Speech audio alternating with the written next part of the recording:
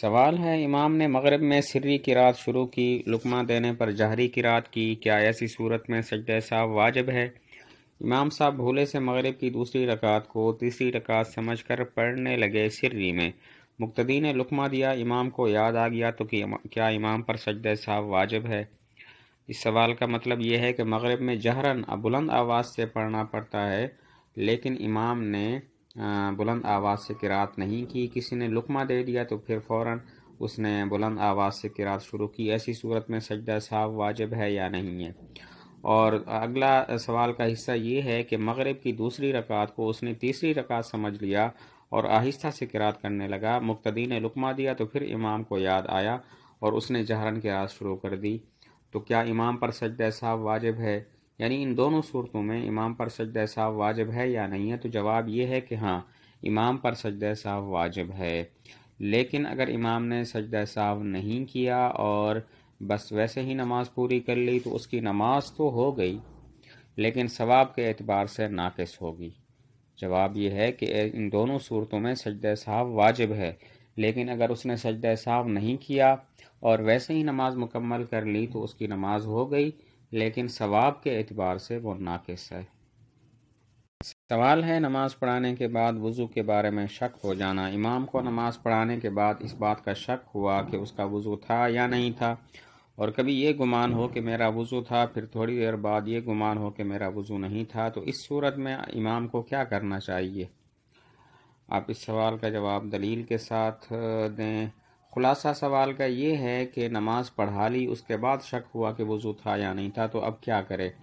دوبارہ وضو کر کے نماز پڑھائے یا بس رہنے دے، ہو گئی؟ تو جواب یہ ہے کہ اس میں شک کا اعتبار نہیں ہوتا بلکہ غالب گمان کا اعتبار ہوتا ہے۔ غالب گمان اس کا کیا ہے؟ وضو تھا یا نہیں تھا؟ اگر غالب گمان یہ ہے کہ اس کا وضو تھا تو پھر نماز ہو گئی، اگر غالب گمان یہ تھا کہ اس کا وضو نہیں تھا تو پھر نماز نہیں ہوئی، دوبارہ وضو کر کے نماز پڑھائے۔ باقی اگر صرف شک ہے تو شک کی وجہ سے جو ہے شک کا کوئی اثر نہیں ہوتا۔ جواب کا خلاصہ یہ ہوا کہ اعتبار یہاں پر غالب گمان کا ہے، اگر غالب گمان یہ ہے کہ وضو تھا پھر تو نماز ہو گئی، اگر غالب گمان یہ ہے کہ وضو نہیں تھا پھر وضو کر کے دوبارہ نماز پڑھائے۔ سوال ہے، جماعت ثانیہ کا حکم، کیا جماعت ثانیہ جائز ہے؟ اگر نہیں تو کیا اس میں جمعہ اور عیدین بھی شامل ہیں؟ ہمارے یہاں جگہ تنگ اور مجمع زیادہ ہونے کی وجہ سے جمعہ کی 2 جماعتیں ہوتی ہیں، کیا یہ درست ہے؟ سوال کا خلاصہ یہ ہے کہ ایک مسجد میں نماز ہو گئی ہے جماعت کے ساتھ، تو کیا اس میں دوسری نماز پڑھ سکتے ہیں؟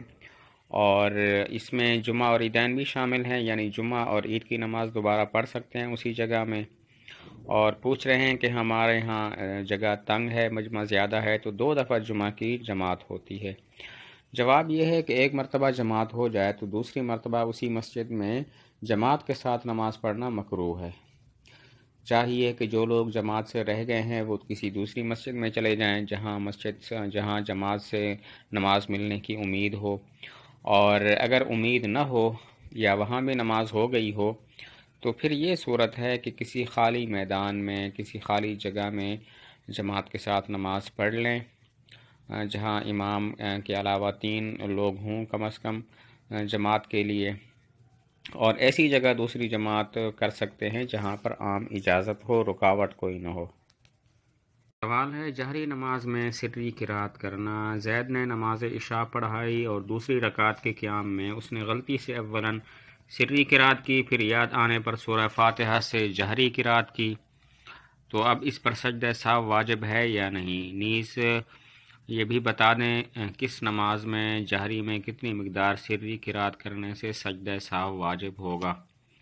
سوال کا خلاصہ یہ ہے کہ امام نے عشاء کی نماز پڑھائی، دوسری رکعت میں بلند آواز سے قرات کرنی ہوتی ہے، لیکن اس نے غلطی سے پہلے آہستہ آواز سے قرات کی، اور پھر جب یاد آیا تو اس نے سورہ فاتحہ پھر بلند آواز سے قرات کی ہے، تو اب اس پر سجدہ سہو واجب ہے یا نہیں ہے؟